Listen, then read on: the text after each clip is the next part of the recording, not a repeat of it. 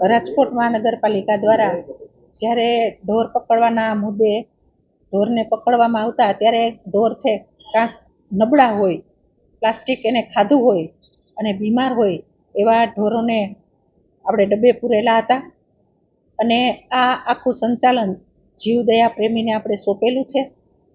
અને જે ઢોર મૃત્યુ પામ્યા છે તે બીમારીને લીધે પણ મૃત્યુ પામ્યા હોય અને નબળાઈના લીધે પણ તેઓ મૃત્યુ પામ્યા હોય. આ સમગ્ર સંચાલન જીવદયા પ્રેમી ટ્રસ્ટને આપણે સોંપેલું છે.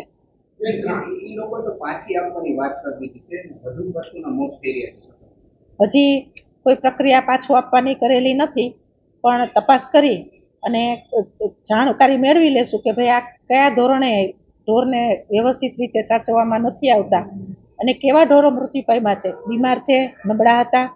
ના તપાસ કરી અને જીવદયા પ્રેમીને પાસેથી આપણે આ આખું ટ્રસ્ટ જે ચલાવે છે એ ટ્રસ્ટ પાસેથી આપણે આ ડબ્બાનું જે પ્રકરણ છે એ પાછું લેવામાં આવશે. જાળવણીમાં તો એવું છે ભાઈ, અત્યારે પ્લાસ્ટિકનો ખોરાક તરીકે જે જબલાની અંદર નાખેલું હોય તો ઢોર છે એ પ્લાસ્ટિક તો ખોલી નથી શકતું, જબલાની અંદર પેક કરેલો હોય અને ક્યાંક ને ક્યાંક પોતે એવો કચરો ખાઈ લીધો હોય કે સતત એવી બીમારી પણ એને લાગુ પડેલી હોય કે જે નબળા પણ હોય. તો આવા ઢોરને આપણે રાખતા હોય છીએ તો એ નબળાઈને હિસાબે એનું પણ મૃત્યુ થયું હોય.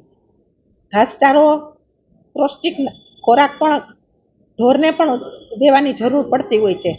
તો ક્યાંક ને ક્યાંક આ ટ્રસ્ટ દ્વારા એ ઘાસચારો કે પૌષ્ટિક આહાર જે પશુઓને દેવાનો થતો હોય એ પણ એને ન અપાતો હોય ત્યારે આ જીવદયા ટ્રસ્ટને આપણે આ આખું સંચાલન કરવા માટે સોંપેલું છે.